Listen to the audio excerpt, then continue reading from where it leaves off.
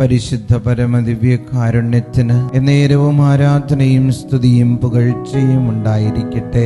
ഈശോയെ, ഇന്നത്തെ ദിവസം നൽകി അനുഗ്രഹിച്ചതിന് നന്ദി. ഇന്ന് അങ്ങയുടെ കൂടെ നടക്കാനുള്ള കൃപ നൽകണമേ എന്ന് ആത്മാർത്ഥമായിട്ട് നമുക്ക് യാചിക്കുകയും പ്രാർത്ഥിക്കുകയും ചെയ്യാം.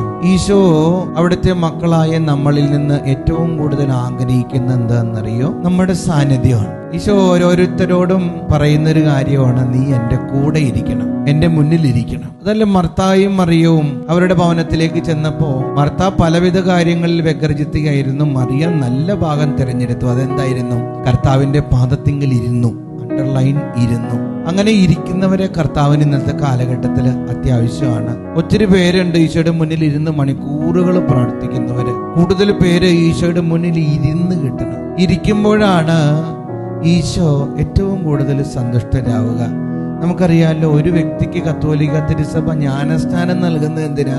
പരിശുദ്ധാത്മാവിൽ നിറഞ്ഞ് സഭയിലെ അംഗമായി ദൈവത്തോട് കൂടെ ആയിരിക്കാൻ വേണ്ടിയാ. ഓരോ കൂദാശകളുടെ ലക്ഷ്യം എന്താ? കൂടെ ആയിരിക്കാൻ വേണ്ടിയാ. വിവാഹം എന്ന കൂദാശയിൽ ഭാര്യയെയും ഭർത്താവിനെയും വിവാഹ ഉടമ്പടിയിലൂടെ ക്രിസ്തുവിൽ ഒന്നാക്കുന്നത് എന്തിനാ? അവന്റെ കൂടെ ആയിരിക്കാൻ വേണ്ടിയാ.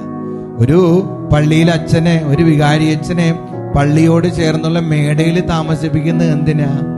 അത് പള്ളിയില് ഈശോ ഒരിക്കലും തനിച്ചാകാതിരിക്കാനാ. അച്ഛൻ എപ്പോഴും ഈശോയുടെ കൂടെ ഇരിക്കാൻ വേണ്ടിയിട്ടാ. എല്ലാവരോടും ഈശോ പറയുന്നൊരു കാര്യം ഇതാ, എൻ്റെ കൂടെ ഇരിക്കണം. പ്രാർത്ഥനയിൽ ഈശോയുടെ കൂടെ ഇരിക്കണം. നിങ്ങൾ ആഴ്ചയിൽ എല്ലാ ദിവസവും ജോലിക്ക് പോകുന്നുണ്ടാകാം. ഒരു ദിവസത്തിൽ എത്ര നേരം നിങ്ങളുടെ ഈശോയുടെ കൂടെ ഇരിക്കുന്നുണ്ട്? ഈശോയ്ക്ക് വേണ്ടി മാറ്റിവെക്കുന്നുണ്ട്? മിനിമം അരമണിക്കൂർ നേരം അല്ലെങ്കിൽ 1 മണിക്കൂർ നേരമെങ്കിലും ഈശോയ്ക്ക് വേണ്ടി മാറ്റിവെക്കണം. സമയത്തിന്റെ ദശാംശം ഈശോയ്ക്ക് കൊടുക്കണം. ഞായറാഴ്ചകളിൽ ഒരിക്കലും ദിവ്യബലി മുടങ്ങാൻ പാടില്ല. ബാക്കി ഉള്ള ദിവസങ്ങളിലും ദിവ്യബലിക്ക് പോകാൻ കഴിയുമെങ്കിൽ പോകണം. കുടുംബ പ്രാർത്ഥനകളും ചൊല്ലണം. ഈശോയുടെ കൂടെ ഇരിക്കണം. കൂടെ ഇരുന്ന് അവിടുത്തെ ഹൃദയത്തിന്റെ സ്നേഹം നുകരാനായിട്ട് നിങ്ങൾക്ക് ഓരോരുത്തർക്കും സാധിക്കണം. കൂടെ ഇരിക്കാതിരുന്നാൽ എന്താ സംഭവിക്കാന്നറിയോ? നമ്മൾ ഈ ഭൂമിയിൽ നിന്ന് യാത്രയായി കഴിയുമ്പോൾ ഈശോ ചോദിക്കും, നീ എൻ്റെ കൂടെ ഇരിക്കാഞ്ഞത് എന്താ? ഈ മഗ്ദലേനാക്കാര്യം അറിയാം, ഈശോയുടെ കൂടെ ആയിരുന്നു എന്നുള്ളതാ.